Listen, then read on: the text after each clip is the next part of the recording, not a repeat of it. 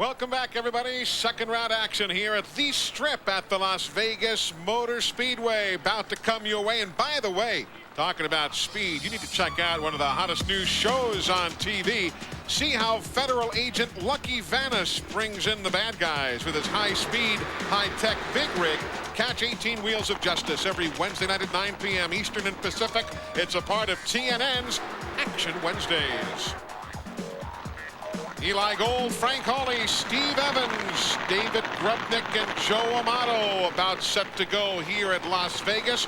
For Grubnick, after failing to start in Gainesville, had that big engine explosion in the final qualifying run on Saturday of that weekend.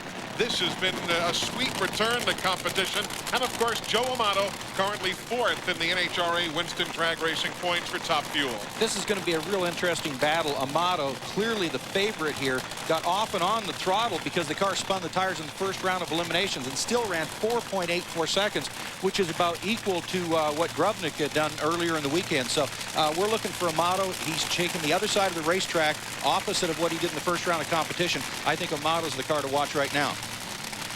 Joe Amato lost in the second round at both Phoenix and Gainesville, trying to advance here in Las Vegas. Out goes Grubnick. Amato, less than a clean pass, but he's taking it on to the next round. Yeah, that's what he wanted to do, of course. The car left the starting line quite well. They softened it up a little bit because they had spun the tires earlier. It had a .88 60-foot time, which is a little slow, but you can see it spinning the tires as it gets down the track. Take a look at it again, coming at you.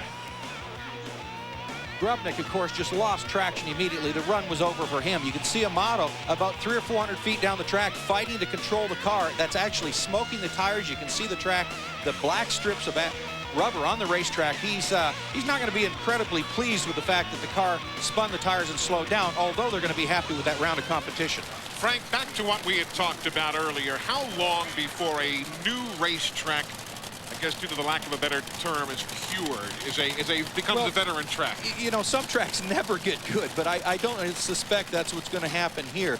And they're going to get a lot of cars down the track. What we've got right now is we've got some new asphalt further down the racetrack. We've got some pretty hot conditions out there, and that makes it a little tiny bit slippery, as it does with all race cars. Steve, Snoopy's keeper has advanced. Amato's 300th round win. That's 301, but this is a tricky racetrack. Yeah, we're working hard at it. You know, the sun's out. We haven't had this kind of temperature on the track all year. It's a great facility, but you know, with the 90% nitro and the hot track, it's making everybody crazy. And smoking the tires.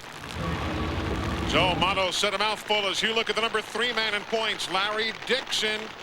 Lost in round 2 at Gainesville, but he's been very consistent in general. They've been going rounds this year.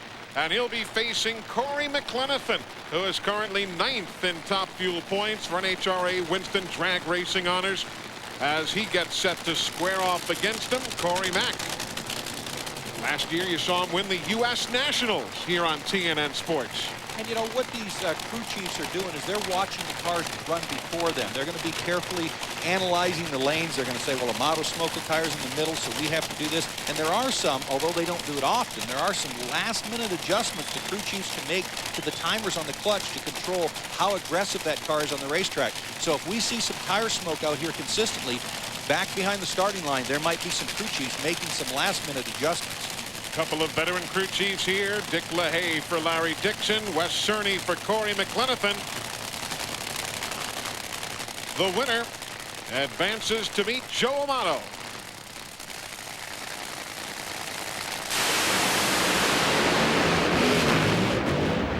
This is a peddler job all the way. Give it to Corey Mack. Again, not a pretty run. 564 at 261 miles an hour. And of course, Dixon is a pretty good peddler if he has to be. But this time, Corey Mack, smoking and belching flame as he went, gets the win light. You know, there's a lot of pressure on the drivers out here. And what Amato was talking about, the high track temperatures, is what's going to happen here. They leave the starting line. It looks pretty good as they take off from the starting line.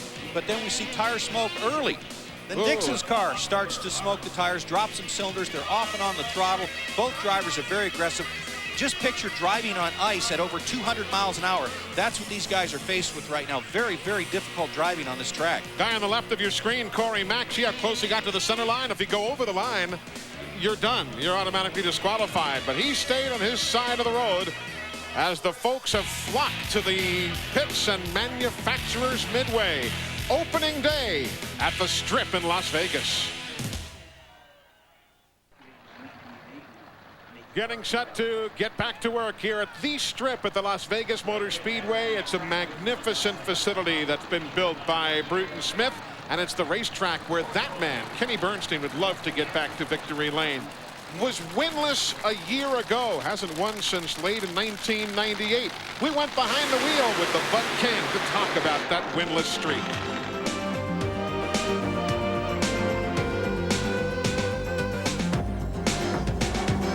You know, I think that when you go into a dry spell, it has a tendency, obviously, to grate on everybody, and you become a little more frustrated across the board. But you can't let that affect your driving. You have to continue to try to drive the same way that you always have your entire life.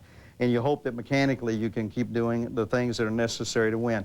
Your day will come if you keep hammering it hard enough and doing the right things. But you can't go up there and change your style. If you do, you'll never win again. Any validity to that, Frank?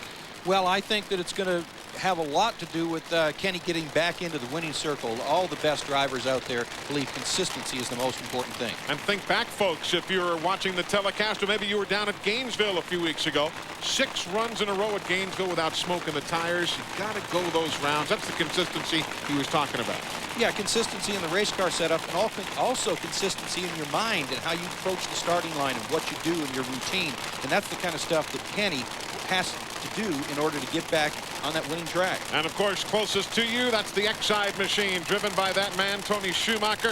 If you're just joining us along the way, he was bounced in round 1 by Tim Gibson, but in the post-run inspection, Gibson's fuel outside of the parameters. Schumacher reinstated. But up everyone goes in smoke, but Bernstein's going to pedal it on to the win. And Kenny was not particularly excited to hear that Gibson had been crossed out and Schumacher had been reinstated. But nevertheless, Tony, red lights, and then even though Kenny goes up in smoke, he's got the W. Yeah, you're right. At this point, it's kind of a moot point, of course, because Kenny Bernstein's going in here. Now, if you watch Schumacher's car carefully, it lifts the front end straight up off the starting line, and he kind of stepped off it on the throttle, and that can be a real problem. That is an error that was made right on the starting line and caused the car to red light. Now, a great break for Bernstein, because a couple hundred feet out, he smokes the tires, gets off the throttle. That's when it regains traction, gets back on it, it smokes the tires again. Pretty much a horrible run for him. Probably will lose lane choice in the next round of competition, but at least he's going there. He is going against either the man you see there, Selzy, or Doug Coletta. This is going to be a good matchup right here. As Alan Johnson says, time to light this baby and go to work. Gary Selzy. You talk about a team that has been loaded for bear. So too that man, Doug Coletta. Both teams have come out of the box here in the year 2000 extremely well prepared. And they have really played it out so very well here early in the season. Meanwhile, the far end, Steve Evans. Well, Kenny Bernstein, on this racetrack, when you leave the starting line, you have to be ready for anything, and you were. Yeah, you really do. It's tricky. It's hot. It's gooey out there, and it's tough right now. It's going to take quite a bit to get through this race, obviously, but we're tickled for the Budweiser King team. They did a great job, my crew boys. Semi-final bound is the Bud King. Against either the number 2 man in points, Gary Selzy, or the number 6 man in points, Doug Coletta.